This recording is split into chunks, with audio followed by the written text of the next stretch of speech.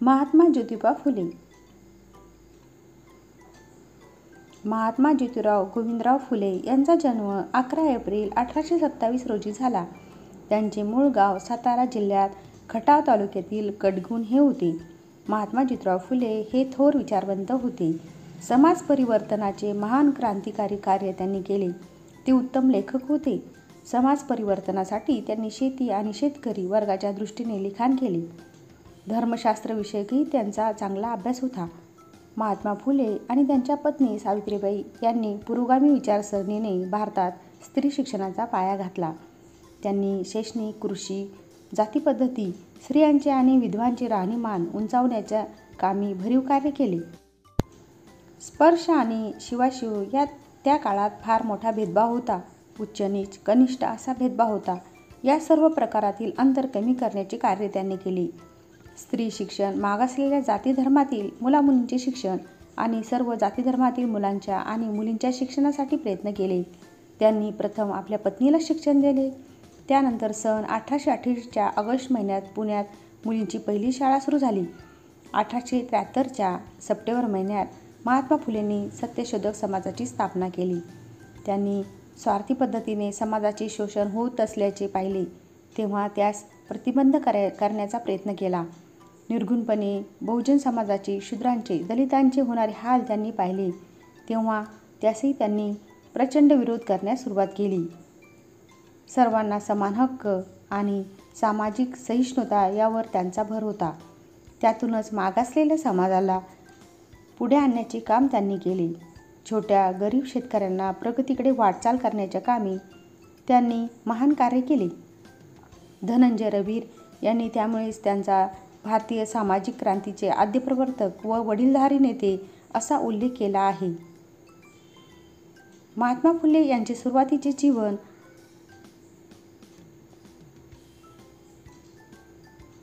त्यांचा जन्म सातारा जिल्ह्यात फुलमाळी गोहरे कुटुंबात झाला. त्यांचे वडील गोविंदराव हे भाजीपाल्याचा व्यापार करीत असत. त्यांचे आजोबा पुण्यात स्थायिक झाले होते. शेवटच्या पेशव्यांच्या काळात महात्मा फुले यांचे वडील आणि 2 चुलते फुले पुरवण्याचे काम करीत होते म्हणून त्यांना फुले नावाने ओळखले जाऊ लागले. महात्मा ज्योतिराव फुले केवळ 9 महिन्यांचे होते तेव्हा त्यांच्या मातृश्रीचे निधन झाले. प्राथमिक शिक्षण पूर्ण झाल्यानंतर त्यांनी वडिलांच्या बरोबर शेतीतील कामांना मदत करण्यास सुरुवात केली. त्यांचा विवाह वयाच्या 12व्या वर्षी झाला. त्यांच्या शेजारी काही मुस्लिम आणि ख्रिस्त कुटुंबे राहत होती. त्यांनी महात्मा फुले यांची बुद्धिमत्ता अफाट असल्याचे ओळखले होते. त्यांनी महात्मा फुलेंच्या वडिलांना त्यांचे पुढचे शिक्षण व्हावे असे सुचवले. त्यानंतर त्यांनी 1847 मध्ये स्कॉटिश मिशन हायस्कूलमध्ये पुढील शिक्षण पूर्ण केले.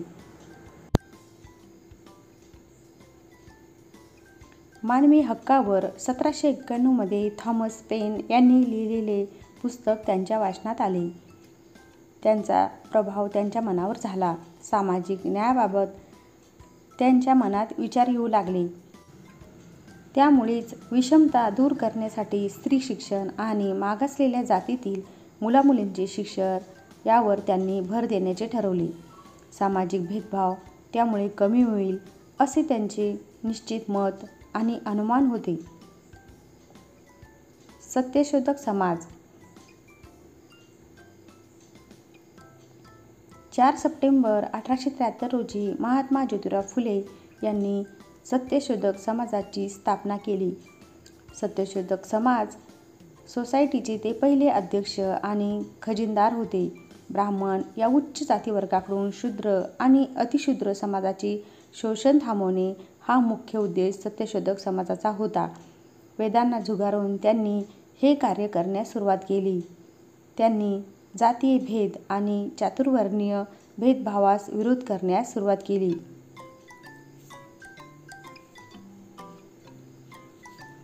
महात्मा फुले यांनी सत्यशोधक समाजाची स्थापना केली तेव्हा स्त्री विभागाचे नेतृत्व सावित्रीबाई यांनी केले. सावित्रीबाई यांच्याबरोबर 19 स्त्रियांनी सत्यशोधक समाजाचे कार्य सुरू केले. त्याचवेळी त्या कन्याशाळेच्या शिक्षिका म्हणूनही कार्य करीत होत्या. दीनबंधू प्रकाशनाने सत्यशोधक चळवळीच्या वेळी लेखन प्रकाशनाचे कार्य केले.